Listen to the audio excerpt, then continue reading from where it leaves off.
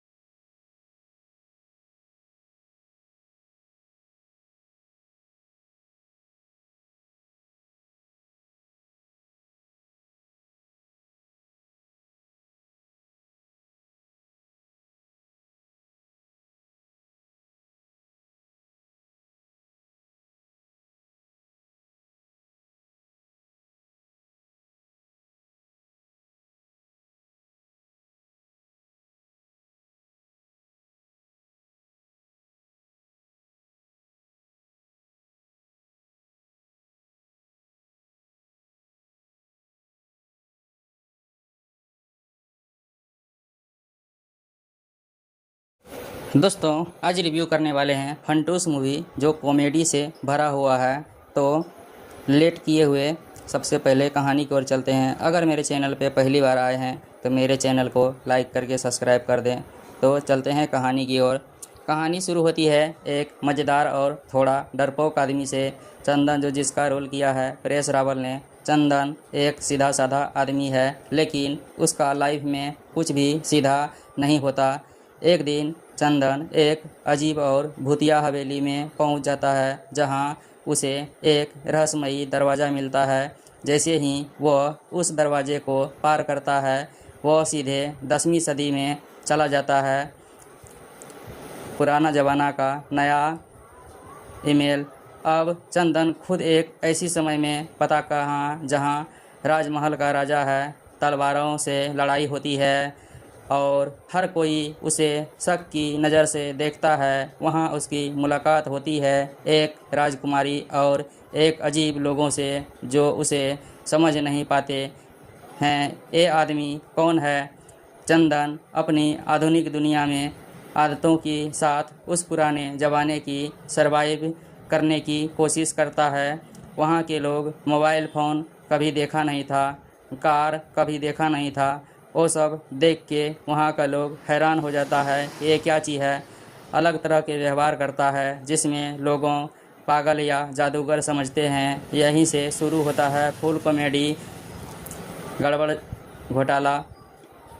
धीरे धीरे चंदन को पता चलता है कि उस समय में एक खजाने और साजिश का खेल चल रहा था।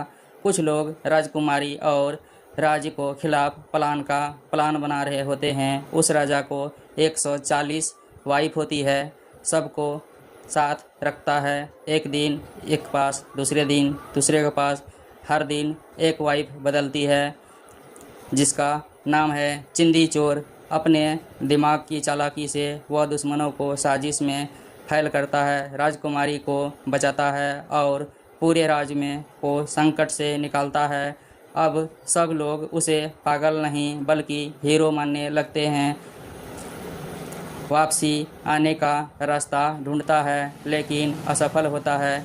वहाँ पे एक जादूगरनी होती है हीरा का, जिसका शक्ल पहले वाली मालकिन से मिलती जुलती है। अंत में चंदन एक बड़ा सवाल होता है, क्या वह वापस अपनी दुनिया में जाएगा या नई दुनिया में रहेगी। फिल्म का एंड हल्का सा मज़ेदार और अनोप टाइम होता है जिसके दर्शक सोचते रहते हैं एक मज़ेदार और थोड़ा डरपोक आदमी से। चंदन जो जिसका रोल किया है परेश रावल ने। चंदन एक सीधा साधा आदमी है, लेकिन उसका लाइफ में कुछ भी सीधा नहीं होता।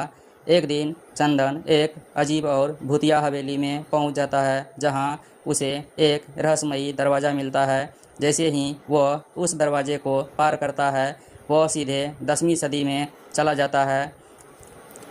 पुराना ज़माना का नया ईमेल।